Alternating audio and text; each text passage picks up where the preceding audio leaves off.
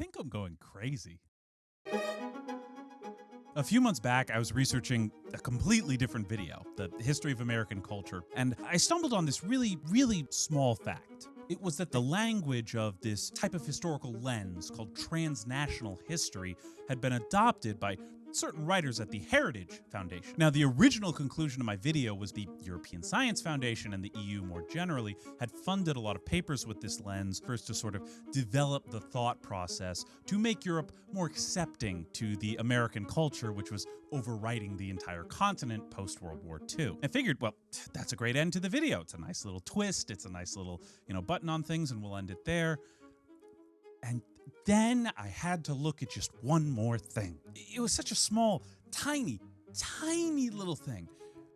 It was that the Heritage Foundation in 2024 raised a record-breaking $103 million.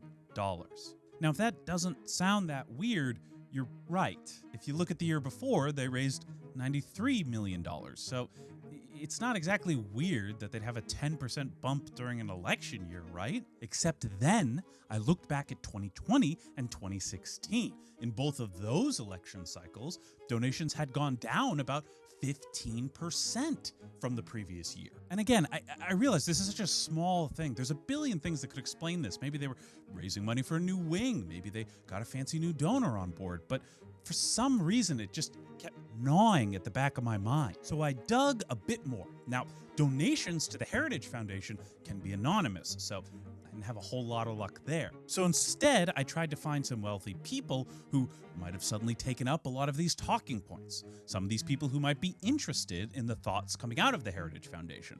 After all, it's ultimately just a think tank. And that turned me on to a whole other path. Nowadays, you have all these tech billionaires suddenly taking these right-wing talking points straight out of the Heritage Foundation's playbook. And what's so strange is, if you just go back a few years, they were all spouting fairly left-wing talking points. So I started tugging. I started uncovering little bits and pieces here. I traced payments, I traced contracts, I listened to well over 10 hours of congressional testimony, I watched over 40 hours of podcasts. I found about $100 billion of your and my tax money. And in the end, the story I found, well, it kind of makes me sound crazy, so maybe it's better if you just see for yourself.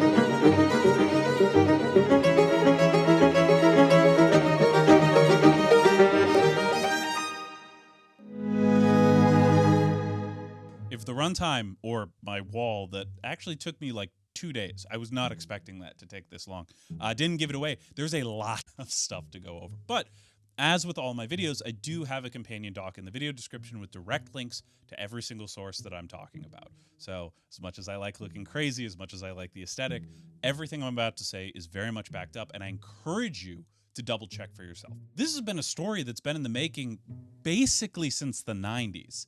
But I really think the best place to start is before things changed most recently. And frankly, that happened with the election of Barack Obama.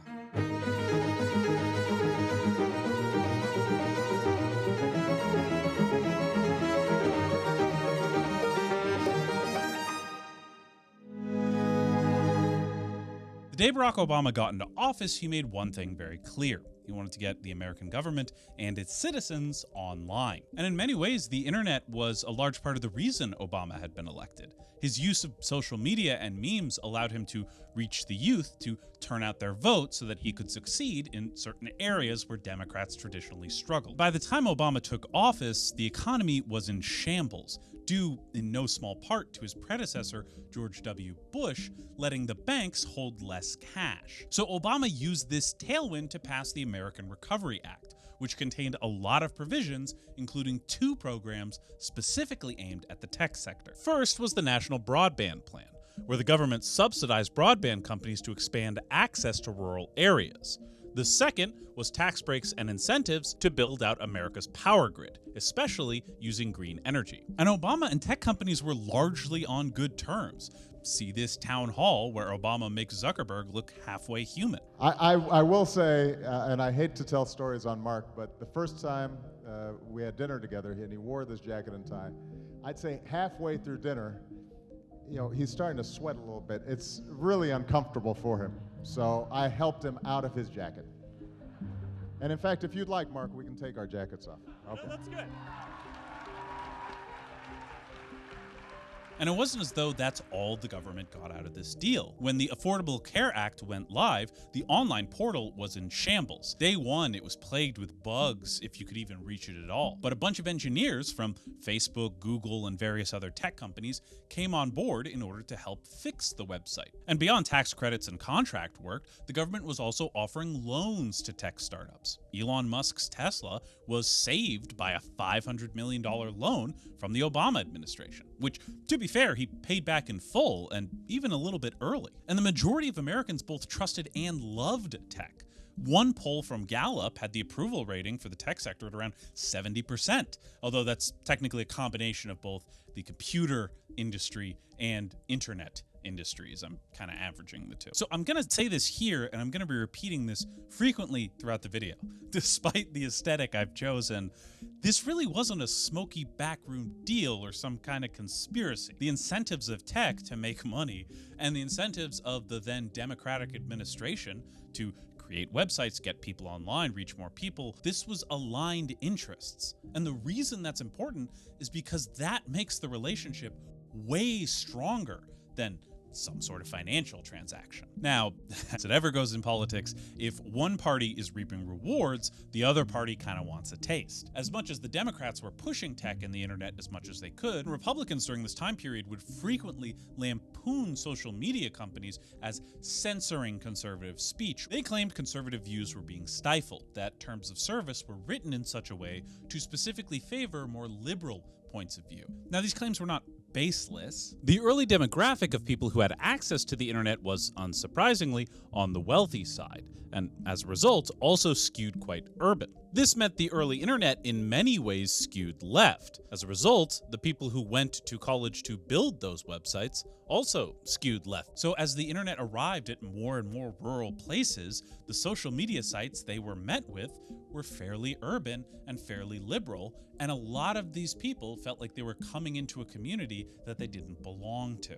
And so this quickly turned into a self-fulfilling prophecy. Republicans kept pushing to regulate these tech companies, so tech companies had no incentive to try and make nice with them. It really seemed as if big tech and the Democrats were gonna build their shining utopia together. But then, not for any explicitly clear reason, the relationship started to sour. In June of 2016, Peter Thiel's company Palantir would sue the US Army, claiming the Army had unfairly passed them over for a bid, that they hadn't allowed Palantir to integrate their systems with the Army's systems to truly demonstrate what their system was capable of. Whether or not this had merit was beside the point. Musk had sued the Air Force just a few years prior for a similar reason, claiming they had unfairly excluded SpaceX from a contract. Musk, however, ended up settling that lawsuit, preferring to take the win on the Air Force opening up other bids in the future that SpaceX could bid on. Thiel, however, was not satisfied with that. Thiel was taking this one all the way.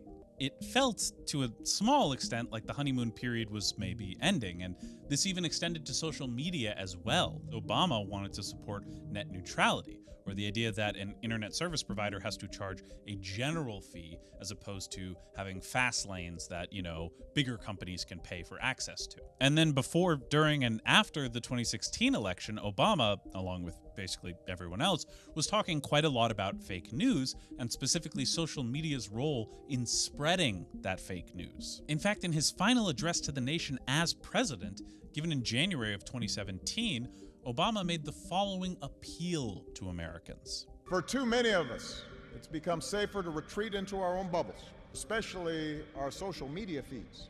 And increasingly, we become so secure in our bubbles that we start accepting only information, whether it's true or not, that fits our opinions, instead of basing our opinions on the evidence that is out there. If you're tired of arguing with strangers on the internet, try talking with one of them in real life.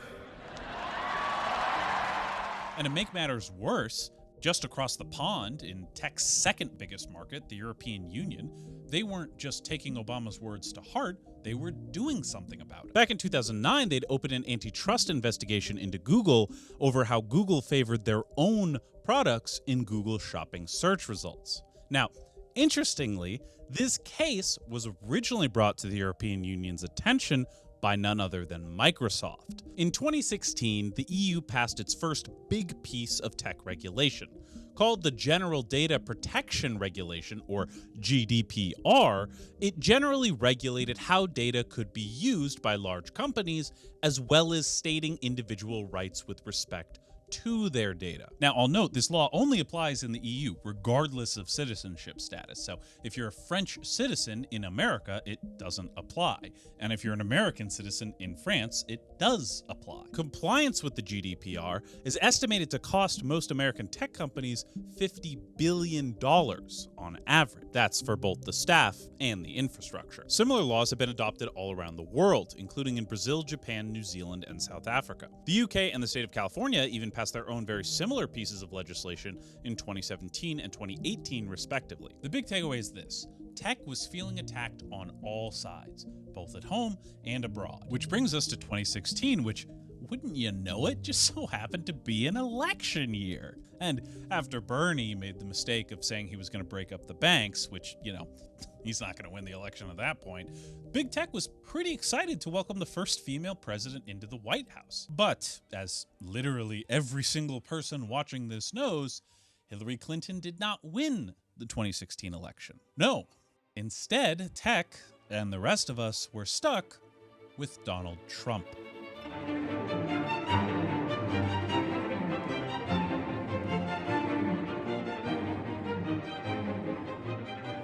Donald Trump and Barack Obama ran surprisingly similar campaigns, at least in terms of their ground game. And in the end, they won for a very similar reason: their outreach via the internet. And so naturally, when Trump took office, he was at least happy with the social media side of big tech, although that wasn't universal. See this tweet of his about Facebook a year into his first term.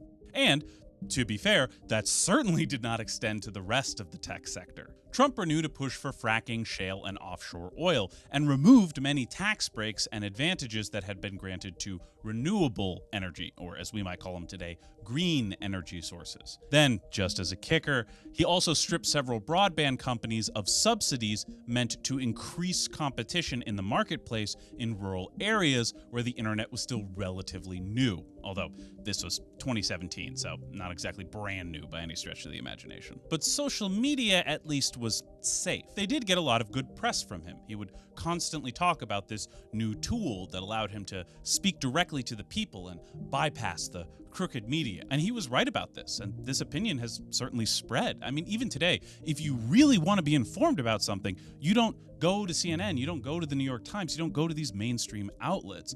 No, you go to Twitter or something, and you listen to other people talk about the mainstream outlets. It's a completely different world. I know. Let me have a little fun with this, okay? The story is quite depressing overall. And Trump would keep up this positive dialogue about social media until 2019. Sometime around May, Facebook banned several high-profile accounts it considered to be spreading hate on its platform. The notable ones were Alex Jones, Louis Farrakhan, and James Woods. Trump used the opportunity to take up the Republican battle cry. Social media was censoring conservative voices. Now I'll note what's often lost here is why these people were banned. Just that December, there had been a shooting in Christchurch, a city in New Zealand, where 52 people who were praying at a mosque had been gunned down by a lone gunman. Facebook came under a lot of criticism for this because the whole thing was live streamed on their platform from start to not quite finish, but pretty darn close. Naturally, Facebook felt like they at least had to look like they were taking some actions. After all, they didn't want to end up with another EU regulation costing them money. Now, as we went over, Trump wasn't a fan of Facebook even before this, but that also wasn't one-sided. Less than a month after he had taken office, Mark Zuckerberg put out a long post kind of attacking Trump, although in a rather indirect, dare I say, zucked manner. The United States is a nation of immigrants, and we should be proud of that. Like many of you, I'm concerned about the impact of the recent executive orders signed by President Trump. We need to keep this country safe, but we should do that by focusing on people who actually pose a threat. We should also keep our doors open to refugees and those who need help. That's who we are. I'm not good at Zuckerberg either. I'm not good at any impressions. How about that? If you recall from some of the reporting we went over from the Obama years, the mood at those companies was that they were building a better future, that they were actually improving the lives of people around them. Now, was that genuinely a work culture shared by the execs, or was that just sort of a work culture that was encouraged to get people to work for these billion-dollar companies for not that much pay? Hey, I'll let you decide. But with the internet helping to elect Orange Bad Man, and with the spread of fake news, misinformation, and now violent killings because of social media, well, it was harder and harder to think about that in a positive light. And it wasn't just workers at these companies that were becoming disillusioned. Americans as a whole were becoming rather disillusioned with social media. Gallup shows that during Trump's first term, trust in internet-based companies declined roughly 10 points. They were still slightly above water when you combine them with tech as a whole, but barely. Now, Trump was still using social media, obviously. He was tweeting like crazy. It truly was a love-hate relationship. And I think nothing exemplifies that better than Trump's July 2019 summit on social media. At the event, Trump naturally gets up to speak and says many nice things about the social media companies and influencers who attended. Trump then invited freshman Senator Josh Hawley up to speak. Unlike Trump, he wasn't there to give everyone their laurels. No, he was there to declare war.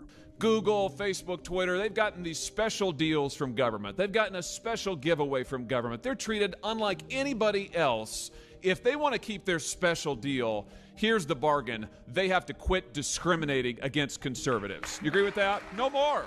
Much like with everything Trump does, this was not only clearly planned, but an example of his rather showmanship mentality. This was a warning, and Trump had made sure that Hawley himself was there to speak to promote Hawley's proposed legislation. Josh is doing right now, he's doing some very important legislation because we have to do something about what's happening. From the bill's summary, it removes this statutory immunity unless the social media company obtains certification from the Federal Trade Commission that it does not moderate information on its platform in a manner that is biased against a political party, candidate, or viewpoint. As a brief explanation, social media companies typically have the benefit of something known as Section 230 of the Federal Communications Act. This shields them from any liability of posts made on their platform by posters. As much as Hawley's proposed legislation is often framed as just a necessary tool to restore freedom of speech, the reality is it was anything but. Recall, the way those companies would get that protection back was getting a certificate from the FTC. And framing the problem as output-oriented versus input-oriented is a very common political maneuver, because it's much easier to claim something needs control if the output is unfair, even if the input that arrives at that might be perfectly fair. As an easy example, assume a website is 80% left-wing. If I have a perfectly equal algorithm, one would assume that 80% of those posts would be left-wing. Therefore, the conservatives might feel as though they're being suppressed, when the reality is it's just a natural consequence of the culture in the area. Big tech was clearly in trouble. Even if the worst didn't come to pass, things were not looking good for them long term. But they still had one hope left. You see, luckily, Trump didn't start moving on a lot of this stuff in earnest until 2019. And 2020 was an election year. And that year, the Democrats just so happened to nominate the vice president of the guy who'd brought about tech's golden age. Oh yeah, big tech was riding with Biden.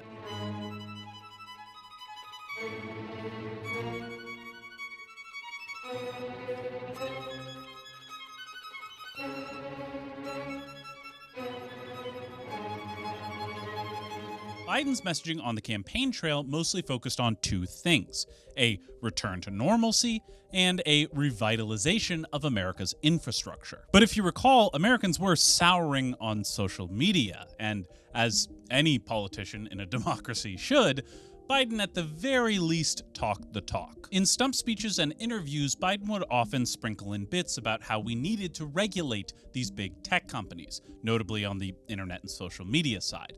Google, Facebook, Twitter, and even TikTok. In fact, in an interview with the New York Times, Biden proposed the single most radical regulation that had been proposed by anyone up to this point in time: the complete repeal of Section 230 protections. But Biden, at the end of the day, is a politician. He'd been in the Senate for decades. So, I mean, he was just saying what he needed to get elected. After all, this was Obama's VP. There was no way he'd actually regulate these tech companies.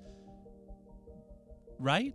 Well, in the immediate aftermath of the election, I imagine many of these tech companies breathed a small sigh of relief, because Biden's transition team included a lot of figures from the tech sector. His transition team included one former advisor to Palantir, a lobbyist for Apple, and one lobbyist who technically never directly worked for Google, but worked with a lot of companies that worked with Google and worked on lobbying for some issues that Google wanted, even though Google didn't technically pay her, and you get the picture. Early on, Biden also faced a lot of criticism from his own party over his decision to keep a lot of these tech and defense contracts Trump had signed, notably including Palantir. But once Biden settled into office, things started to go a little differently. By November of 2021, less than a year into Biden's first term, he had already created the Agency of Cybersecurity, both standardizing and regulating all technology companies that worked with, quote, critical infrastructure.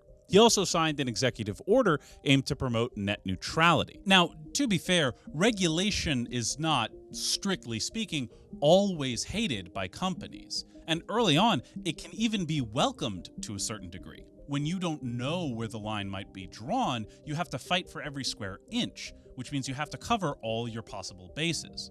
But once you have some baseline generic regulation to work with, well, now you can focus more on moving that line in a favorable direction, which is a much more concentrated and efficient use of your resources. But that relief didn't last long, because that same year, 2021, a whistleblower came forward with documents showing social media was a lot more harmful than even people might have suspected.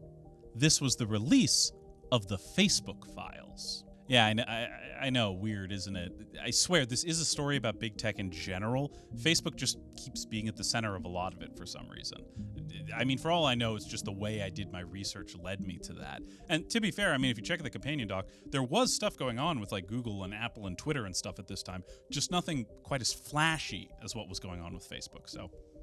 The Facebook files was a set of leaked documents that included internal emails, meeting minutes, and even documents like internally commissioned studies that showed that Facebook had a long history of choosing profits over safety.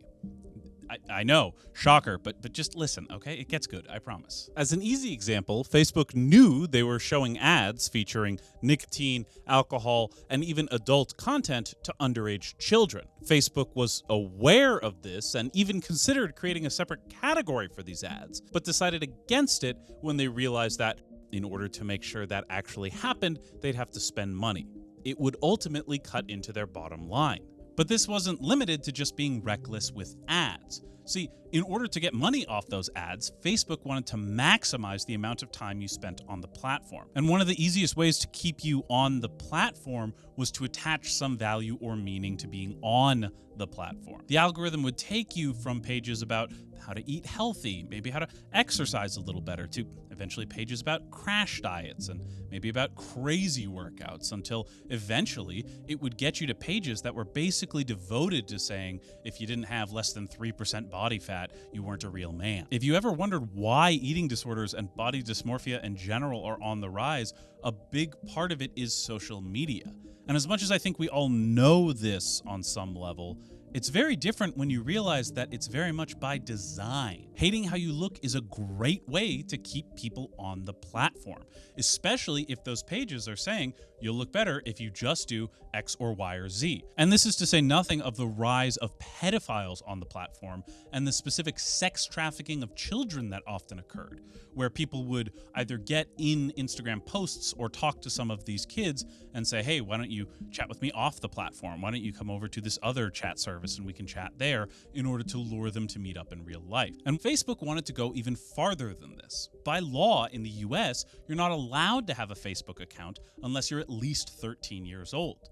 But many of these internal documents showed that Facebook was actively trying to recruit younger users. One email from 2018 said, if we want to get big with teens, we need to bring them in as tweens. Yet another from 2020 stated, why do we care so much about tweens? Because they are a valuable but untapped market. Now, obviously, this is what most of the news media focused on. After all, won't someone think of the children is a time-tested way to get people's attention. But what I want to take a brief detour to focus on was how much foreign political parties were feeling the effects of Facebook. Though the documents themselves are not publicly available, both the Wall Street Journal and the whistleblower Frances Haugen herself both talked about how political parties in Europe were often reaching out to Facebook over concerns of the effects their algorithm was having on their reach. Now, at the time, these parties wanted to focus on the classic issues, the economy, civil liberties, healthcare, the real meat and potatoes of politics.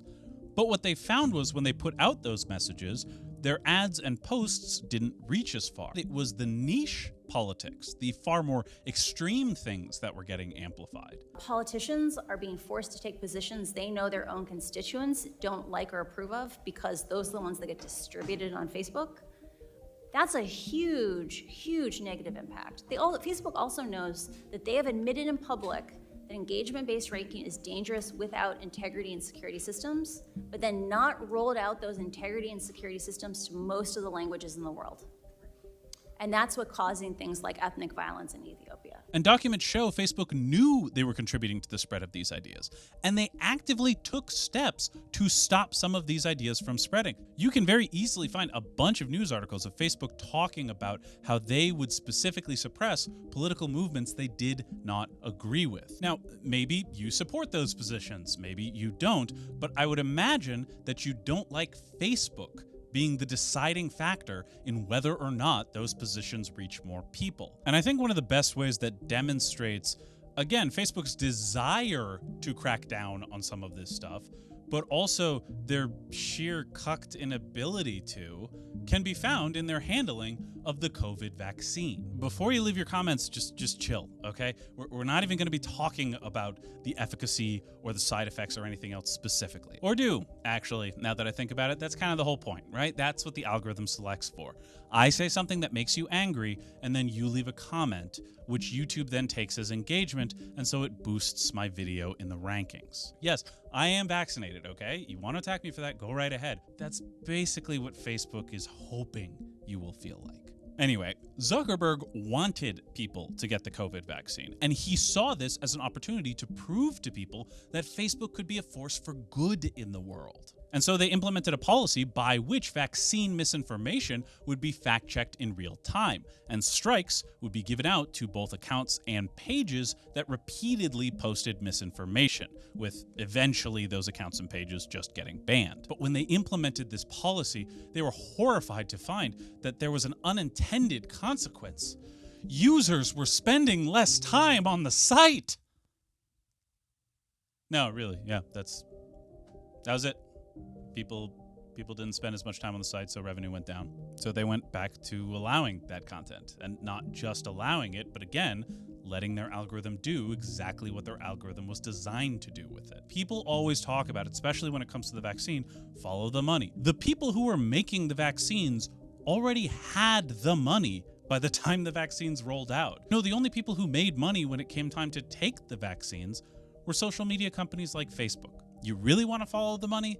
Follow that money. I do really want to drive home that, again, I don't think Facebook was like, oh, we really want to make kids' lives worse. We really want to do X or Y or Z thing. It really is just the lack of regulations and the incentive of profit that pushed them to this place. Again, not to take their culpability. At the end of the day, they still ultimately made this decision. I'm sure if you're familiar with the story at all, you're also aware that the Biden administration specifically reached out to Facebook about them not cracking down on misinformation around the vaccine. But if you read the actual documents, the story you find is way darker. I'm going to link the whole thing in the companion document because frankly, I actually think it's a really, really interesting read, although it's hundreds and hundreds of pages. I'm going to go into this a little bit more in the second video in this series, which, by the way, subscribe if you want to see that one.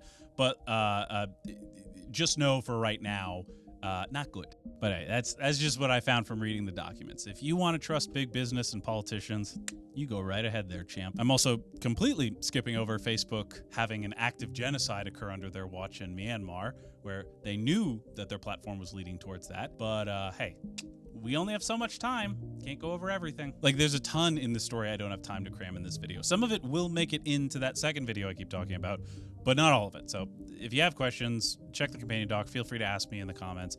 I don't know, whatever. But it's very depressing, though. Trust me. Let me tell you, this is not nearly as fun as researching Roman pagan religious history. This led to a number of congressional hearings, Facebook rebranding as Meta to avoid the bad press, and eventually the introduction of KOSA, the Kids Online Safety Act. If you're curious about the specifics, companion document, but for the purposes of this video, all you really need to know is it introduced a duty of care, which essentially would remove legal protections from social media companies if children were exposed to things like self-harm, eating disorders, illegal drugs, alcohol, things like this. It also very specifically aimed to curb child sexual exploitation that occurred on these platforms. The bill had overwhelming bipartisan support, though in terms of support from the tech sector, only Snap of Snapchat and Twitter, which at this point was X, I'm like 99% sure, actively supported the legislation. There were also critics, of course, who worried that giving the government too much control over things like this could lead to rather negative outcomes. Rand Paul, by far the most consistent senator, to say the least, had a really interesting argument on this, that if children were watching a sports game on the television, they could just as easily see ads for many of those same products, and it wouldn't be considered inappropriate. Was it really right for the government to then restrict the online companies from showing the same types of ads to children? It's not a bad argument. And frankly, the reason I'm giving you both sides is because I'm not here to litigate whether or not the bill was good or bad. The point really is that social media companies and big tech more generally didn't like this bill for the very specific reason that it would cost them a lot of money to ensure compliance. Also, I know there's now a new similar law, the Kids Act. Check the companion doc for a fuller explanation. But they are different laws. Big tech lobbied for the Kids Act, and it removes the duty of care or ability to sue these companies. It instead adds mandatory age verification, which doesn't really help the problem. But again, see companion doc for more. Now we should briefly talk about how a bill becomes a law because it's going to be important later. Most people know that it needs to pass through the House, the Senate, and then get to the president's desk where the president signs it. However, what is lesser known is that in order for a bill to reach the floor of the House or the Senate, it must first go through what's known as a committee, sometimes even a subcommittee. Once the bill is approved by a majority of the committee or subcommittee, it goes to either the Speaker of the House or the Majority Leader of the Senate, who then have the responsibility of bringing it to the full floor for a vote. Now, those who followed the release of the Epstein files might remember that that floor vote was actually forced by getting majority of signatures from the House of Representatives. That is incredibly rare, however. I want to make that very clear. That almost never happens. So KOSA is proposed in the Senate and goes to committee where it sits for 10 months, but is eventually advanced. It is given a date on the calendar, but it is when the Senate is not in session. Then 2022 comes to a close. It's time for the midterms. The 117th Congress is over, and the whole thing was reset. During that period, by the way, Facebook was lobbying like crazy. They spent almost $20 million on lobbying that year. But that cost seems to have been well worth it. With KOSA finally dead, big tech, or perhaps just Facebook, breathed a sigh of relief. They had weathered the storm, made it through the worst, and they'd earned at least a few more years of rampant profit. But that relief, once again, was rather short-lived. Because the environment that these algorithms had created also gave rise to anytime a news story broke, immediately it was the most catastrophic ways of thinking about that news that became so popular. Which meant at the end of 2022, when big tech found their new golden goose, the new thing that would bring them more profit than anything had before this, people weren't quite as happy about it. And they were more than willing to vote in politicians who were going to regulate AI.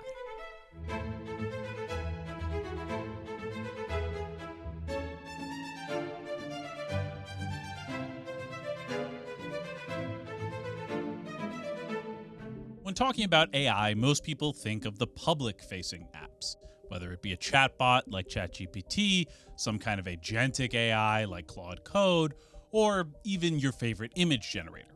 However, what most Americans don't realize is AI is actually far older than that. The public-facing aspects by which we know the technology today, in the very early stages of development, really wasn't the goal. And in fact, for many companies in the space, still isn't. The value proposition of AI was actually rather straightforward. Everyone had too much data. Whether you're trying to run a healthcare company that covers several 100 million people, or if you run, for a completely unrelated example, an intelligence agency that is monitoring hundreds of millions of phone calls a year, well, there's really just no way to go through all those phone calls with humans and parse them into some sort of usable format, especially not before the data becomes outdated. AI was the solution. Give all this data you don't have time to analyze to a computer that's really good at analyzing a lot of data quickly. So AI was and remains first and foremost about parsing incredibly large data sets. Even LLMs, large language models, the models behind most of the popular chatbots, are simply token predictors using incredibly sophisticated algorithms trained on a huge data set, a large data set, if you will. To that end, though the models were different, the government was aware of AI and had been integrating it into their systems for years, arguably all the way back during Bush, although that really depends on how you want to define AI. Certainly under Obama, though, at the absolute latest. Biden, much like Trump and Obama before him, was not opposed to AI and was integrating it right into the government. But as these chatbots spurred a lot of conversation and people started talking about the dangers AI could pose, well, Biden wanted to make sure that we at least had some guardrails on this bold new frontier we were entering. So in September of 2023, Biden signed an executive order attempting to establish a framework for AI regulation. Obviously, without the approval of Congress, Biden couldn't enshrine these in law or make it akin to OSHA regulations, but at the very least, it was the first step on a path in the right direction. It's mostly pretty standard stuff you'd expect. They want to encourage competition, so they'll crack down on antitrust violations. They want to make sure people know if what they're looking at is AI or not, so they want to ensure standards for labeling when AI was used to create something. They also want to make sure that AI is integrated into the government responsibly, especially in such a way that it doesn't create a bunch of cybersecurity flaws. So they're going to establish guidelines and training, etc., etc. You get the picture. Fairly average stuff. But when you get to Section 4 of the executive order, ensuring security, that's where I imagine some of these companies started to get a little antsy. In Section 4.2, mandatory reporting is required for anyone developing dual-use AIs. These are AIs which can be used both for commercial purposes, but also for military purposes. And that AI companies could not conduct business either in the US or abroad in such a way that US intel or classified AI training might leak to people who did not have America's best interests at heart. This was essentially a warning to all AI companies. Regulation was coming, and it was coming soon. Not wanting to be beaten to the punch, the EU passed its own AI regulation the following year. This included both a restriction on deployment, rigorous safety and permitting systems, and an outright ban on facial recognition databases from publicly available CCTV footage. Although, there was an exception carved into that for immigration. So, go figure. And what's far worse, AI wasn't a search engine or social media or an e-commerce platform. It wouldn't scale with the users. No, it required an intense amount of power consumption. This meant these tech companies, in order to feed the beast they were creating, would require a ton of space, a lot more power, and a ton of construction, all of which would require permitting and a ton of time. Yet in 2024, leaks would come out of the White House that Biden was actively considering regulations to make it harder. This led to, on January 14th, just 6 days before Trump took office, issuing Executive Order 14141. I know, fun, right? Advancing United States leadership in artificial intelligence. This executive order, first and foremost, attempted to expedite permitting for AI data centers with some caveats. Notably, permits could be accelerated, but only if the centers were built to use renewables like solar, nuclear, or geothermal. To avoid a spike in electricity prices, the companies building the data centers would also be responsible for building the energy infrastructure that was needed to support the data centers. It also set standards for security that wasn't just for the AI models, but for the data centers housing those models as well. There's more, but you get the picture. Biden wanted to make sure that these companies weren't just skirting regulations in order to get these data centers up as quickly as humanly possible. He wanted to make sure that things were being done the right way, and that things were being done in such a way that it wouldn't be too much of an impact on American citizens living nearby. Now, environmental and labor groups loved these regulations, especially union heads of various construction, electric, and HVAC organizations. These regulations meant more jobs, more money, but importantly, also safety and dignity for the workers building these data centers. AI companies, on the other hand, absolutely hated this executive order. NVIDIA spent months lobbying against these regulations, as did Microsoft, who at this time owned just north of a quarter of OpenAI. And just when big tech felt like they had weathered the worst of the storm, they had kind of gotten Europe to quiet down a little bit, they had made sure that, the COSA bill didn't pass in the US, all of a sudden they were being hit with a brand new storm, where their golden goose was now getting its wings clipped before it even got off the ground. I mean, how is this fair? Keep in mind, the internet, social media, green energy, and big data, as I guess you could call them now, these were all industries that had gotten a kickstart from the government, courtesy of the American taxpayer. Big tech was used to a world where they got funded by the government to varying degrees, especially in the early stages of developing a new technology. It was clear to everyone, big tech was in big trouble. And when your opponent is not just the federal government, but the sole superpower in the world, the richest country in terms of raw GDP on Earth, and all your companies combined equal barely 2% of GDP, well, then what exactly can you do? Who can you turn to? It's not like there's some Deus Ex Machina, some god from the machine that's going to come and save you. But sometimes you don't need a god. Sometimes all you need is Peter Thiel.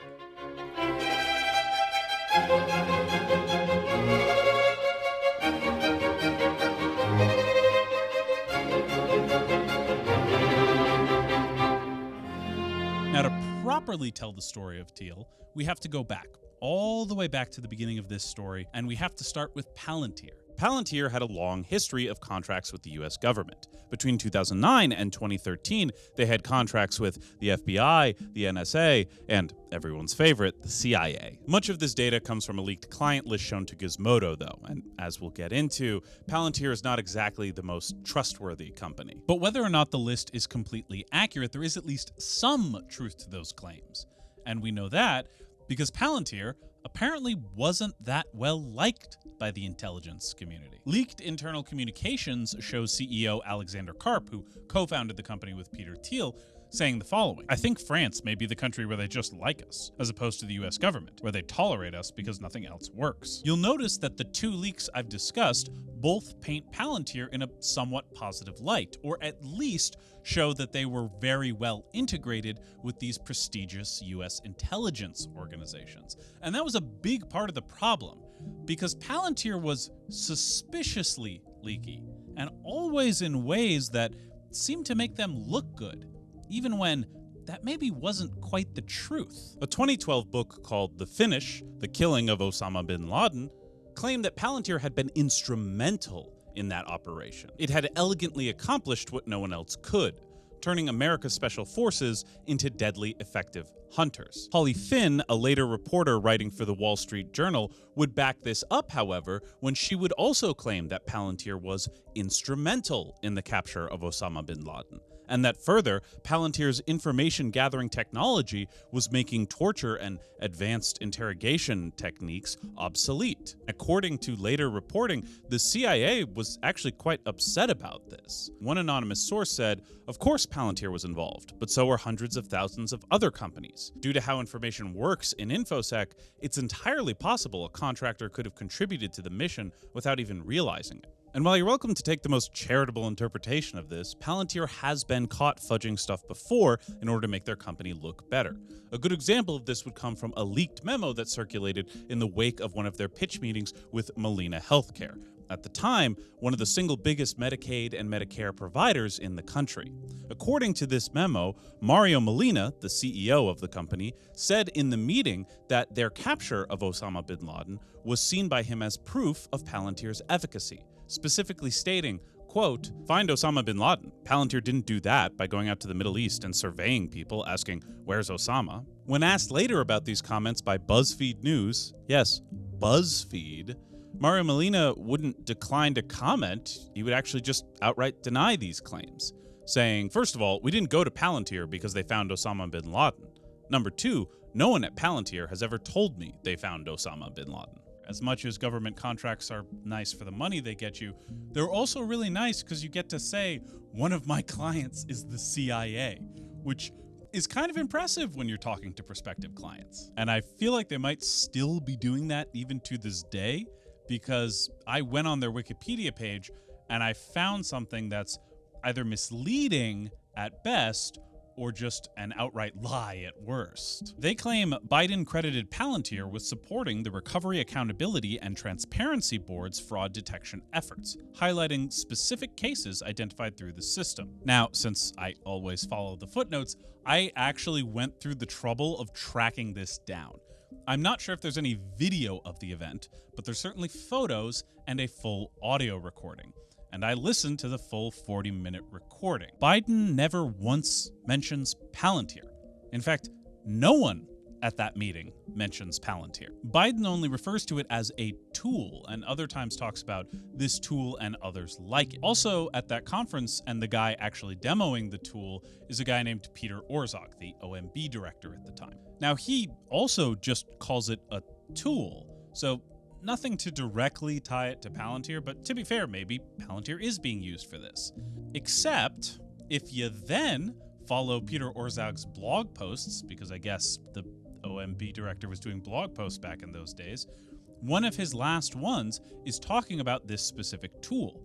Again, he does not name the tool, doesn't say it's from Palantir or anything else, and specifically says that this tool was developed by the board. And as far as I'm aware, Palantir wasn't on this board. Now, to be fair, Biden does mention some specific cases, and the Wikipedia article very carefully claims that Biden mentions specific cases that Palantir was responsible for. Again, problem is, I can't find anything that indicates Palantir was responsible for finding these cases. Only that a tool was. A tool that may have been developed by the board. Again, I'm not claiming the Wikipedia article is dead wrong or anything like that, but to claim Biden credited Palantir is just factually incorrect. Biden never credited Palantir. He talked about a tool and others like it. That would be like if I said, "Oh, I really liked Halo," and someone said, "Wow, Port really likes Microsoft." And the intelligence agencies separately all considered severing ties with Palantir. Ultimately, the NSA decided not to pursue them. The CIA significantly scaled back the work they were giving Palantir, and only the FBI left things as they were. Although I'll note, the FBI didn't give them any new jobs either. That same leaked meeting from earlier shows Andrew Karp throwing a fit over this. The CIA was recalcitrant, and we've walked away. Or they walked away from us. Either way, I'm happy about that. With the intelligence community rapidly losing patience and the healthcare community getting oversaturated, well, Palantir was kind of running out of places to grow. But luckily for them, there was a portion of the US government Palantir hadn't been able to access yet that was the single largest amount of discretionary spending in the federal budget. I'm speaking, of course, of the Department of Defense. In 2009, Palantir approached the US Army with an offer. They wanted to help build the next Distributed Common Ground System, or DCGS for short. This is, to oversimplify, the backbone system by which all intelligence is shared, stored, and distributed, a multi-billion-dollar contract. Ultimately, the Army declined, preferring to continue to work on this system in-house. They didn't give any reason for this, but I can come up with several. I'm sure you can as well. So in 2011, Palantir hired retired Marine Corps Brigadier General Terry Paul to lobby for them in Congress. Paul had formerly served as the Marine Corps liaison to the Senate, so he was well-credentialed to say the least.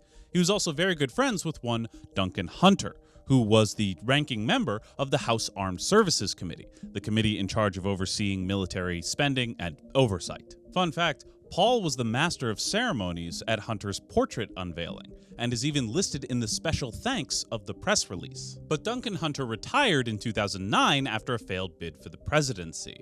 His son took over his seat, who was also named Duncan Hunter. The younger Hunter would apparently be introduced to Palantir executives by Paul, and in just a few years he'd become the loudest advocate of the company on Capitol Hill. He argued Palantir should build the next DCGS, as it would ultimately save the taxpayers' money. I'll remind you that ultimately did not carry the day.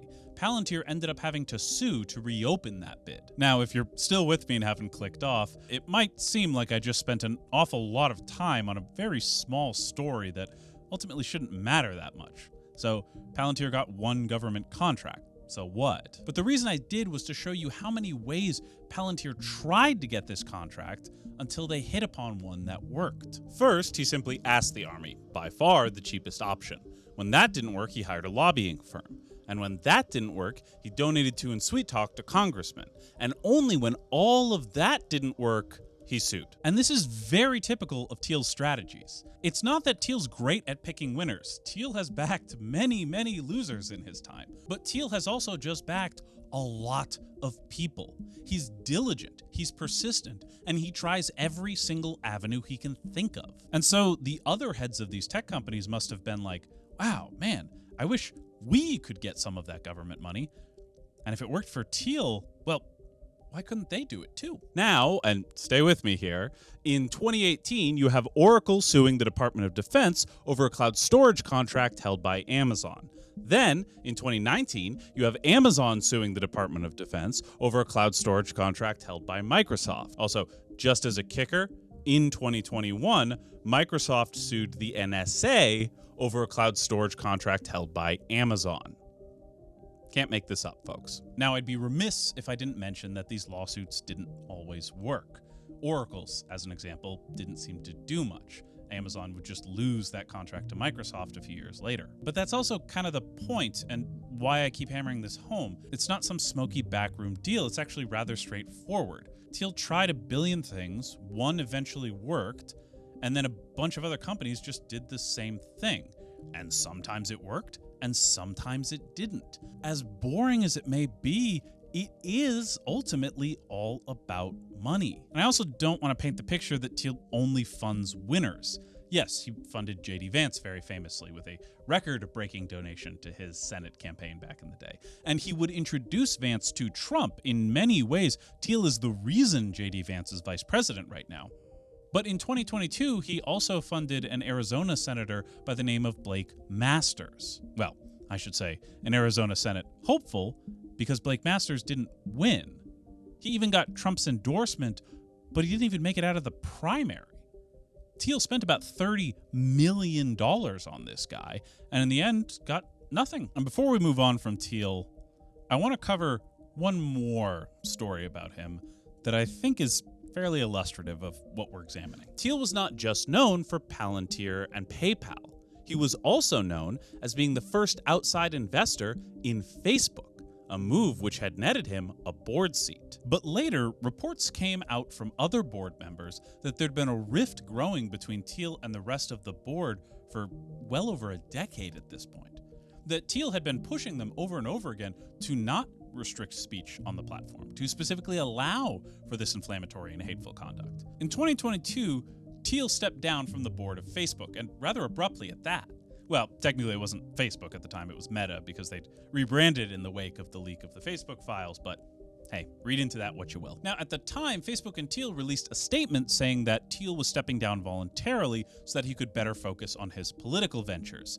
But here's something that might color this whole thing in a slightly different way. If you recall back to Trump's social media summit, you might recall one of the people Trump had speak was Senator Josh Hawley.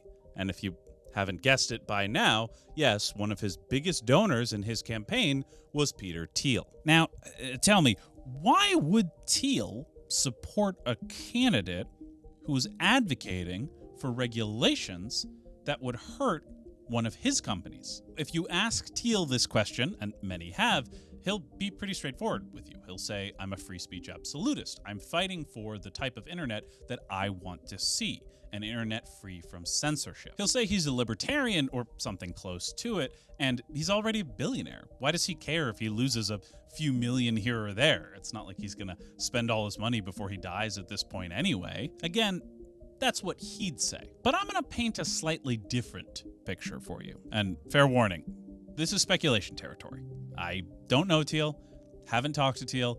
He did not respond to my email at peterthiel@gmail.com, but I have looked into a lot. There's a lot of stuff I'm fairly convinced about with this theory I'm about to tell you, but I don't have a smoking gun. And I do think that's important to acknowledge right up front. Now, I'll admit, I do find it odd that Thiel would be the only one to care about the finances of the company. And while the leaks from insiders don't reveal anything, the Facebook files do show the board cared about revenue. The board repeatedly would choose to not censor some of this inflammatory content because of the impact it had on their revenue. So my end theory is basically this. What if Peter Thiel wanted to regulate Facebook? What if Peter Thiel actually did want this regulation to pass because it regulated Facebook in a way that he approved of? What if Thiel donated to specific politicians that wanted to regulate Facebook and social media as a whole in the specific way Thiel was okay with? Yeah, go ahead. Make sure we can't target kids with these ads. Who cares? Make sure, though, that we can keep the type of speech that keeps people on the platform for as long as possible. We'll find other advertisers. We'll find people to fill those slots. What we won't necessarily find is people spending more time on there. But I think we've spent enough time on just Thiel specifically. I think it's time to get back to the story as a whole now that we understand how Thiel opened this door and how everyone else was walking through it.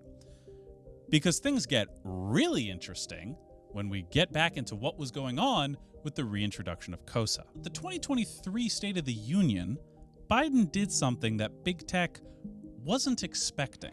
It's time to pass bipartisan legislation to stop big tech from collecting personal data on our kids. As you can see, this got overwhelming applause from both sides of the aisle. So, inspired by a vote of confidence from the president, two versions of COSA were reintroduced, one in the Senate and one in the House. Both were referred to committees and advanced, and in order to avoid having to redo a floor vote, the Senate, led by the shockingly spine-having Chuck Schumer, voted to adopt the House bill as it had been advanced. The result was 91 for, 3 against. Overwhelming bipartisan support. Now all that was left was for the House to vote, and it would be sent to the president's desk.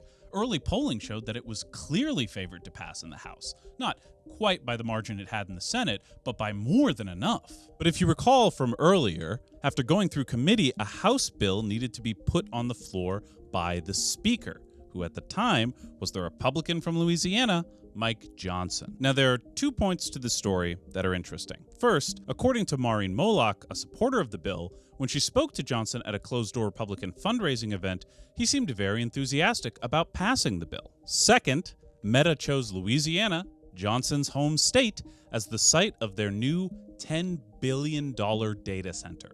At the time it was announced, it was to be the largest data center in the United States, which gets a little suspicious when you find that Johnson never scheduled the bill for a floor vote. He said that there wasn't enough being done to protect people's privacy, although publicly there were no specific changes to the bill he was calling for. And then 2024 would end, the 118th Congress would be over, and the whole process would end up resetting. But the fact remains, Thiel stepped down, donated to politicians in favor of this legislation, but ultimately the legislation failed to pass. And it failed to pass because Mike Johnson didn't put it on the floor. And for legal reasons, I'm just going to say, separate clause here. Also, Meta decided to open a $10 billion data center in Louisiana, Mike Johnson's home state. I think in general, especially after COSA, many tech people slowly realized Democrats didn't quite have their backs anymore. And so, whether this was just the straw that broke the camel's back or this had been brewing for quite some time, eventually big tech decided the Democrats weren't worth their time anymore, and they shifted. They went to supporting the Republicans. Musk very famously supported Biden in 2020, but by 2022, he was already eyeing up Republican candidates. Jeff Bezos similarly also supported Biden until around 2022, when a lot of Biden's regulations started coming through and he suddenly started supporting Trump. And Zuckerberg held on to the Democrats basically until 2024, until Johnson killed COSA dead. But here's the really annoying thing about America. We're a democracy, which means we have this pesky little idea that you can only hold office if the majority of people in your district say that you should be able to hold that office. If Republicans got elected on phone bad and then switched and suddenly started saying, actually phone good, well, their jobs might be at risk. And luckily, big tech had a great reason that they'd been censoring and why they were going to stop now. You see, it was all Joe Biden's fault. X, Meta, and even Amazon were quick to release tons of emails and documents showing the Biden administration had been reaching out to them, asking them to take down certain types of posts. Largely, these were posts that were spreading misinformation about the COVID vaccine, but we went over all this earlier, which is going to take us right up to Trump 2, and basically the entire reason I started researching this video. This video is about America being for sale, and again, the thing I want you to understand is for sale is your tax dollars. Before Trump 2, tech companies were rather limited in the amount of money they could suck out of the US government. After all, the government needed a contract ready to go, they needed a project that these people could work on, and then they needed to bid for and win that contract, and then probably also fend off a lawsuit or two. But with Trump 2, all that changed. Now, there was a much, much better and far more direct way to get money from the US government. Break it, and then sell them a fix.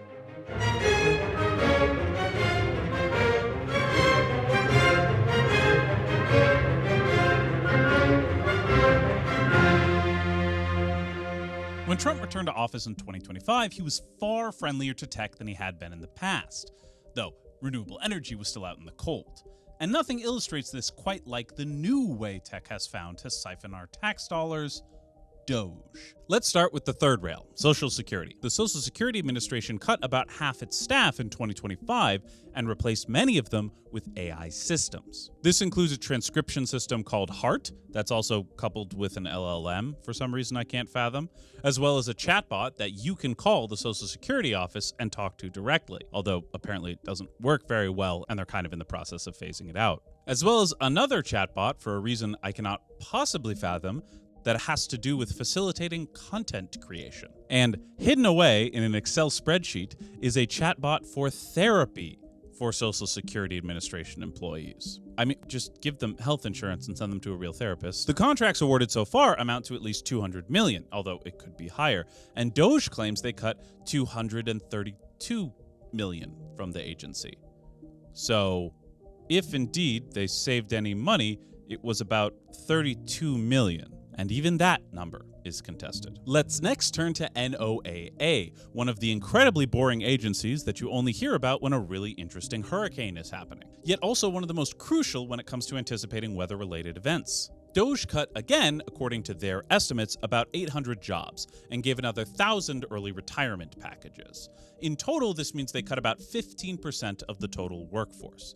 Doge also claims they terminated a number of contracts, leading to a whopping $42 million saved. Weirdly, however, they didn't mention Musk's SpaceX contract that they signed back in 2020, when it was still under Biden, by which they got about $100 million to help launch a new satellite. I don't know, maybe just an oversight. Now, if you haven't guessed it yet, this is essentially the thesis of this whole video. the goal of firing all these federal workers was to replace them with AI. And I'll remind you, AI was already being integrated into various government departments under Obama, Trump, and Biden. And again, maybe Bush. Again, it kind of depends on you how you want to define AI. But what's happening now is not an integration, nor really is it a replacement of workforce. What it is privatization. I'm at heart some flavor of liberal, a very weird flavor that frankly stretches that definition to its breaking point, but ultimately that's a label that I feel comfortable with people ascribing to me. And as a result, I'm okay with paying taxes for certain things. I'm fine funding National Park Services. A park ranger getting their salary out of my tax dollars is something I wholeheartedly support. However, if you lay those people off and you have AI do their job, and now my tax dollars are going to OpenAI's bottom line, suddenly I kind of have some issues about what my taxes are being used for. But hey, just in case you were worried that that's the only way these tech companies are getting our tax dollars, now let's turn back to data centers. Almost immediately after taking office, Trump undid basically all of Biden's executive orders on AI. Well, I guess by all, I mean both, but still, you get it. But luckily, Trump passed his own executive orders. However, these gave tech companies more than they ever could have dreamed of. This included some, frankly, wild concessions, such as ordering the creation of special permits and exemptions to existing permits, as well as ordering the head of the EPA to figure out if anything might run afoul of legislation like the Clean Air Act or the Clean Water Act. And if so, he was ordered to modify those regulations. And of course, there's no mention whatsoever of making sure that the data center's power draw from the grid doesn't affect power pricing for other people living in the area. And hidden in the environmental reviews section, 5C, is this lovely little line. For purposes of this order, federal financial assistance representing less than 50% of total project costs shall be presumed not to constitute substantial federal control and responsibility. This has to do with NEPA, which in turn has to do with permitting. And if the government funds a project majorly, either directly with cash or in terms of tax breaks or loans or what have you, then it is required that you conduct at least 2 environmental surveys, one to assess impact and one to assess what the environment is currently. So far, the US has about 3,000 to 5,000 data centers constructed, with another 3,000 currently being built. In fact, the Wall Street Journal had an article that predicted in 2026, the tax breaks, loans, and direct cash benefits to Amazon, Meta, Microsoft, and Google are going to total about 2% of GDP for the entire year. That's currently around $300 billion, assuming that GDP projections hold for the year. And they've already gotten close to $100 billion just so far in 2026. Also, I love that to put that in context, the Wall Street Journal shows us the entire spending on the railroads between 1850 and 1859 was 2% of GDP. Just as an FYI, by the way, in 1860, our nominal GDP was about $4 billion. For 2026, the projection is 30 trillion. And it's not just the tech CEOs that are enriching themselves off this. Don't worry, now is the time where you can start to imagine some of these shady backroom deals, because some of this kind of insider trading stuff is also enriching politicians. In fact, in May of 2026, yes, literally as I was writing the script, because why can it ever be easy? An investigation by the group Floodlight found that Louisiana State Senator John Morris had, perhaps unethically, though the ethics committee ruled that it was fine, bought and sold land around the area where Meta eventually placed its new data center. So he used the information of the ongoing negotiations to enrich both himself and his business partners. And as if that's not bad enough, Morris also voted to grant Meta $3 billion in tax breaks over the course of like 10 years, not in 1 year, but still. Like, this is just wild to me. We now even have the free market being trod upon by these Republicans. This is insane. Oh, and don't you worry, by the way. Trump hasn't forgotten about plain old government contracts either. Palantir is currently contracted with the following government agencies: the Department of Defense, the Department of Homeland Security, the Department of Health and Human Services, the Department of Justice, the Department of the Treasury, the Department of Veterans Affairs, Department of the State, Department of Agriculture, the Department of Energy, the Department of Transportation, Securities and Exchange Commission, the Department of Commerce, the Department of the Interior, NASA, the Department of Labor, the Small Business Administration, and the Department of Housing and Urban Development. And again, just to really put a button on it, as much as Thiel opened the door itself very much is Trump. You only get access to this money, you only get access to America's books if Trump allows you to. Whatever motivated him to do so, he's still the one calling the shots. And nothing illustrates that better than some of the times tech bros didn't get their way. And nothing illustrates that better than what happened to Elon Musk. Remember, Musk was rather late to the Trump train. Early on, he'd supported Ron DeSantis to the tune of $10 million.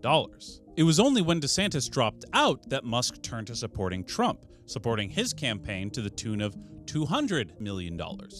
But despite all of Musk's money, his donations, he seemed to lack the very specific influence he was trying to gain. I can only speculate as to why exactly, but in order to talk about this, we need to turn to one of Trump's overseas tours, specifically when he visited the Middle East. If you recall, about a year ago, OpenAI secured a contract with the United Arab Emirates to launch their Stargate program there.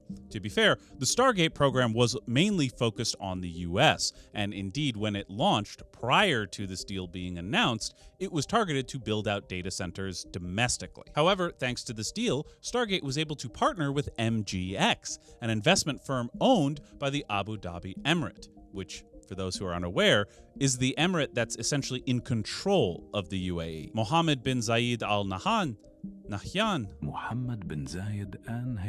has de facto run the country since 2012 and has actually run the country since 2022. And the US government was a big part of this negotiation. Part of the deal with this investment was that the UAE would be allowed to purchase some of America's top-of-the-line artificial intelligence chips. Musk was reportedly furious about this. Supposedly, he joined the Middle East trip in order to try and snake the contract from OpenAI and Sam Altman. However, obviously, this didn't work. And the rivalry between OpenAI founder and CEO Sam Altman and Elon Musk is no secret. Musk was originally part of OpenAI back when it was a nonprofit focused on trying to come up with AI safety standards and regulations. However, he stepped down from that company in 2018 when he started his own AI for-profit company. After OpenAI's breakout success with ChatGPT, Musk has been relentless in his attacks on Altman and OpenAI in general, including a lawsuit against the company for creating a for-profit branch as well as a holding company to govern both. This led to the very famous falling out between Musk and Trump, which I'm sure most people know from when Musk tweeted out that Trump himself was in the Epstein files. Again, not to continuously run defense for these people that I have nothing but contempt for, I don't think Trump is just opening the books up to the highest bidder. Ultimately, I wish I could sit here and tell you a much more nefarious, insidious story than the one I found, but ultimately I am a slave to the truth. I want to tell you what I found, not necessarily what I find more interesting or what I think might secretly be going on. Now, as much as Trump is the door, I really do want to reiterate that point, placing 100% of the blame at his feet is also wrong. And honestly, that was probably the single weirdest discovery for me in my entire research of this story. And frankly, I think it's the piece that is the most important to understanding this story. And that piece is ultimately all of this regulation and fines is big tech's fault. And I don't even mean indirectly. I don't mean they were being so flagrant someone had to crack down on them. I mean they actively sought this out because big tech could not stop tattling.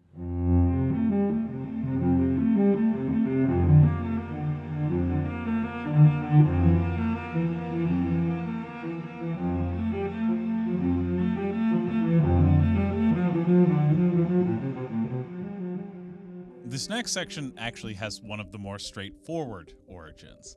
It comes from something Mark Zuckerberg said in his 2025 Joe Rogan appearance. Right, I mean, the EU, I pulled these numbers. The EU has fined the tech companies more than $30 billion over the last, I think it was like 10 or 20 years. If the US tech industry is going to continue being really strong, I do think that the US government has a role in basically defending it abroad. Now, that by itself wasn't that weird to me. I mean, if you own a business, yeah, probably you would like the entire might of your home government on your side to protect your interests abroad. I don't know who wouldn't want that. No, what threw me off was a different quote he said just a little while later. Apple has a specific protocol that they've built into the iPhone that allows AirPods to basically connect to it, and it's just much more seamless because they've enabled that, but they don't let anyone else use the protocol. If they did, there would probably be much better competitors to AirPods out there. Yeah, I mean, the whole thing that they've done with iMessage, where they do this whole blue bubble, green bubble thing, and then they always wrap it in like security. Finally, I think Apple was forced to implement it by some. Yeah. I think it was the Chinese government that basically ended up forcing them to do it, or some other government. And when you put that together with everything else we've looked at so far, there's really only one conclusion you can come to. Big tech doesn't hate regulation, the EU, or really any governing body. They love those governing bodies, but only when they go against their competition. Because the more I looked, the more I felt like I was being driven insane. If you remember back in 2009, it was Microsoft that filed the complaint that led to Google getting fined. And then when SpaceX sued the Air Force, it was over them choosing to go with Blue Origin, a rival space company. These tech companies are all locked in constant combat, and the number one thing they're using to fight each other with is government. This is why Microsoft, who back in 2009 was horrified that Internet Explorer, the most popular browser, was now losing out to Google Chrome, filed that antitrust violation against them. For Google Shopping, admittedly, but still. Same with Musk and Blue Origin. I highly doubt the actual issue was that Elon Musk felt Blue Origin shouldn't get the money. In reality, it could have been anyone. He just thought he should be getting the money. This was what was such a weird part of this story for me to find. Namely, that this regulatory environment that the tech companies all hate was caused in no small part by them. They were weaponizing governments against each other to try and make the competition suffer, give themselves a leg up, yada yada, what have you. As much as big tech tries to frame their problems as an issue of regulation, it's really an issue of, frankly, tattling. Yeah, ultimately the EU was the one that levied those fines, but they were more than happy with that when it was against their competition. It really only became a problem when it was levied against them. And I know what you're going to say, right? That makes sense. Everyone knows this already, right? Rules for thee, but not for me, that kind of stuff. But I still think it paints this whole story in a different light when you realize the scary monster they're trying to get Trump to protect them from is a monster of their own creation, and a monster that, frankly, they love. Literally, as I was writing this script, Anthropic now had their Fable 5 model taken offline because it was deemed too dangerous by the US government. And the reason they said that is because Amazon tattled, allegedly. Originally, this last section actually had way more about Anthropic. I was actually a lot more positive about them. But when I looked into them more for this specific new part of the story, I realized they were consistently cucking out on a lot of their safety values, which was very disappointing to me. These companies are just running to the teacher to tattle about, oh, Johnny's not playing fair, while they themselves are also not playing fair. And then when someone tattles about them, suddenly they freak out, and this is a horrific injustice that must be stopped. Like, it's just, I don't know, man. It's pathetic. Remember back at the top of this video when I said I think I'm going crazy? That wasn't just for dramatic effect. Genuinely, researching all this has made me feel crazy. Because I kept saying, wow, there clearly is a conspiracy here. And it took me so long to realize there isn't. It's not a conspiracy. It's not something they sat down and decided on.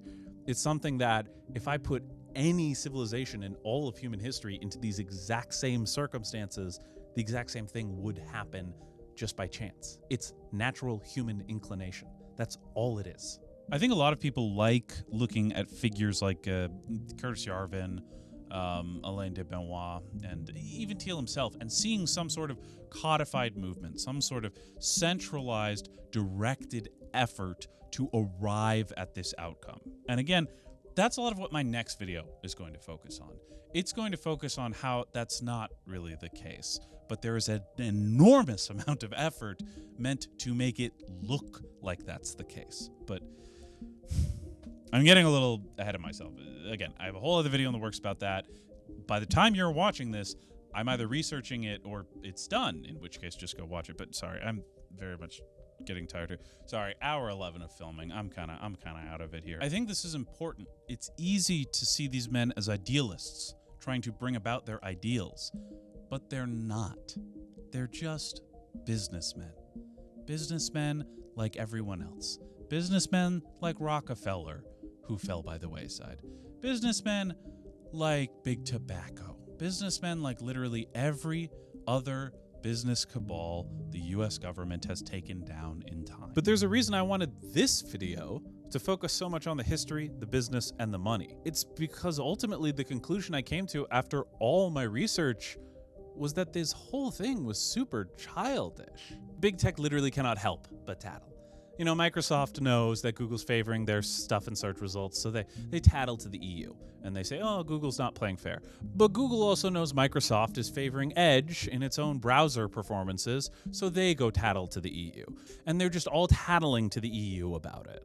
And then you both go crying to Trump that the EU isn't being fair. And so he's like, well, how about we just do some random tariffs until they decide to play fair? And then they do that, and you frame yourselves as these champions of justice trying to spread free speech and idealism around the world. Like, it's just pathetic, man. You're just a stupid tattletale. It's just pathetic, honestly. And yet they sit there and claim that they're underdog heroes. It's disgusting, man. I hate this. And I hate that I'm burying this at the end of a 2-hour video. Why do I always do this? Like, I don't know, man. Maybe I just need to figure out how to make stuff shorter, because how the heck am I ever going to get a message out if I make my videos 2 hours? Like, no one's going to sit through all this. But, like, God.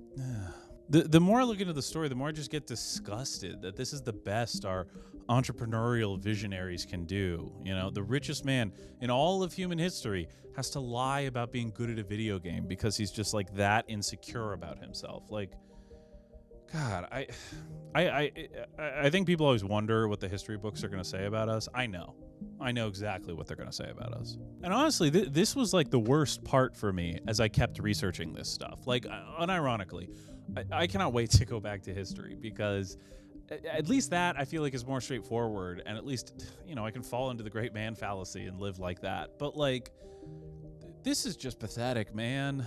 These are just people who, like, I don't know, they don't have the self-confidence, and so they just feel the need to, like, flex and put out these weird stories about themselves and then run around and lie and realize they can just get away with lying, so they just keep lying. It's so stupid. Look, I'm even sympathetic to that. I, to this day, have an enormous problem with self-confidence. Like, even, like, today, me putting out a video for a channel that currently has 50,000 subscribers, that, on average, my views, you know, little under like 60, 70K, somewhere around that on average. Like, I keep thinking there's no way I deserve this. I keep thinking I'm going to wake up tomorrow, my channel's going to be gone, and everyone's going to say, hey, you had one good video, but, you know, we don't actually want to listen to you. It's time to stop doing this and go back and start working on your real career more. I understand feeling like inadequate, incompetent, whatever, and I understand needing to make that up somehow. But not at the cost of, like, just sacrificing a country, man. Like, do you genuinely have no morals beyond just making money? Like, I don't know. Maybe they do. Or maybe they realize the way the winds are blowing. I don't know, man. This is why I hate... See, I'm sorry. See, now you just have to listen to a whole ramble. This is why I normally write stuff out, because I can't... I'm shockingly very bad at communicating my ideas just by talking. Like, if I don't write them out, my ideas just are rambly. They go all over the place. They don't have, like, a good conclusion. Like, it's just... It's bad when I don't write out a script. But, like, I don't know. Nothing I just said was written out, and it's like, I just... I wish I could express this better. Maybe there's someone out there who can express this more eloquently than I can. But it is so pathetic to me that the people who are tearing our norms, our culture, our institutions apart are just doing it because they're insecure. They're not even doing it because they genuinely believe, oh, we need to bring about the New World Order. It's not even that, dude. They're just doing it because they're like, oh my God, someone else has more money than me. That's scary. Like, God, there's a clip I saw in my research that had nothing to do with this, so I couldn't use the clip at all. But there was a clip I saw where Peter Thiel is being interviewed by someone. I think it's for the New York Times. And he says he was having a dinner with Elon. And one guy at the dinner was like, I'm doing the most important thing. I'm building an AI. And then Elon Musk, apparently, according to Thiel, replied, well, I'm actually doing the most important thing. I'm turning us into an interplanetary species. Which is like, bro, why are you at a dinner party interrupting someone who's making a stupid comment, admittedly, and then being like, no, actually, I'm the most important person in the world. Like, Jesus Christ, dude, how pathetic are you? Holy fucking shit. Like, seriously, put me in a room with Elon Musk for 2 minutes. 2 goddamn minutes. I guarantee you I will having that man... Well, I don't know. Sorry. I don't know. The algorithms are supposed to keep us angry in a way. And that's what they do. They lead me to doing shit like this. Sorry. I'll get back to it. Sorry. But I'm getting ahead of myself. See, I already, like, part of this is doing the research for this next video, and it just, anyway. I don't know. Like, share, subscribe, all that stuff. I don't care, man. Like, well, you know what? Do share it. I want this message to get out. I don't think it's going to, because I'm small, and no one cares what I have to say. And they shouldn't, frankly, because I'm just a random dude, and I make myself look stupid, and I do stuff like that. This took me, I'm not even kidding you, 2 days to put that wall together. I ran out of ink halfway through, and I had to go to the store to buy more ink because I couldn't wait for it to come on Amazon. Like, it's just, I don't know, man. I am not the person who should be, like, talking about this right now. But no one else is doing it, so I don't know, man. Like, I don't know what I'm supposed to do. Sorry. I'm freaking out a bit. This is personal to me, if you can't tell. Because I keep looking at it, and I kept going, like, well, I have to be wrong. I remember my code name for this video was Mania. All my scripts are like Mania V1, Mania V6, stuff like that. I kept thinking to myself, I have to be incorrect because more people would be talking about this if, you know, there's no way me, some random dude on the internet, has figured out something that people who would make millions if they could bring this story to light weren't able to figure out. But then I realized everyone has figured out this story. But for some reason, they're only figuring out like bits and pieces of it. I don't know why, but no one seems to be able to put the full picture together. But I realized a lot of it has to do with the political stuff that I don't think most of these people can see through. Because as someone who was very far right, let me tell you something, it's pretty easy to look at like Musk or Zuckerberg or anyone else and be like, yeah, these guys aren't actually anti-immigration. These guys aren't actually for any of the far right policies they claim to be for. They're just not. But they're using that as a cloak so that they can claim the system is broken. Idealism only gets you so far. There are ideas I want to spread in the world. There are things I want to use this channel for. But I'd also be lying to you if I tried to tell you that that's all this channel is. It's pure idealism, and I'm a perfectly idealistic person, and I would never lie to you or exaggerate or embellish or anything. Like, no, I do play to the algorithm a bit. And frankly, that's sort of what scares me and what we're going to be focusing on a lot more in the next video. I don't think it's an accident that 3 of my top 4 videos on this channel are like debunk style videos. They're videos which are necessarily attacking a position that I believe is popular. Anyway, don't worry, because all of this was really just laying the groundwork for the actual crazy story, which is what is coming next time. This video just answered what happened, and that's important because if you don't know that, when we get to the second video on how it happened, you're gonna see nothing but conspiracies everywhere. And there are conspiracies in that video. Very real, very serious ones that people should be talking about more. But ultimately, this is very, very important, not the ones people are telling you about. And in like one of the weirdest twists and what actually made this so difficult to research, because a part of me was like, wow, I don't have to dig through ancient sources. I don't have to like learn a whole second language to figure this out. This is cool. I'll probably be able to research this in a week. I have spent more time researching this than anything probably aside from my very first video. I probably did spend more on that. Maybe also history of paganism. I don't know. It's up there though. This video is definitely up there. And in a weird twist, I've seen so many people talking about parts of this story, but I haven't really seen anyone put the pieces together yet. I haven't seen anyone zoom out and talk about the totality of what's occurring. But after digging more, I think I know why. I weirdly think someone like me is needed to see this story, because you need someone who understands what the far right is like, what their concerns are, what they think about, because it lets you spot how all of these tech bros aren't far right at all. But you also need someone who's not currently far right. And that is very, very important, because once you see what I've seen, you'll realize there is a very, very big problem barreling towards us right now. And the worst part is you, me, and everyone else actually doesn't want to solve this problem. If anything, weirdly, we seem to want it to get worse. But anyway, I mean, that's all I got. Get out of here. Love you. Take care.